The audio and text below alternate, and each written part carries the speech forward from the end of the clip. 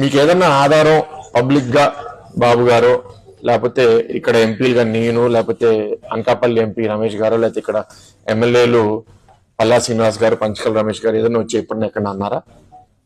ఏ ఆధారం లేకుండా English media అట్లా రావడం అనేది చాలా ఇర్రెస్పాన్సిబుల్ గా భావిస్తున్నాను. ఎందుకంటే ఇది చాలా మంది జీవితాలకి ముడిపడిన సమస్య. అంత ఈజీగా లైట్ గా వాళ్ళు రాయడం అనేది కరెక్ట్ కాదు. సో దాని మీద చర్యలు కూడా మేము తీసుకుంటాం. ఎందుకంటే మిస్ఇన్ఫర్మేషన్ స్ప్రెడ్ చేయడం అది కూడా అందరికి మనందరికి కోరేది ఏంటి? స్టీల్ ప్లాంట్ కాపాడుకోవాలి, ఇక్కడున్న కార్మికులకి నిర్వాసితులకి అందరికీ జస్టిస్ జరగాలని మేము అనుకుంటుంటే దీన్ని ఎట్లా డీవియేట్ చేయాలి, ఎట్లా పొలిటికల్ గా పాయింట్స్ కొట్టాలి.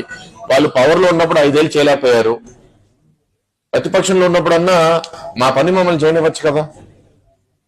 ఇవాళ బాగా రివ్యూ చేసామండి.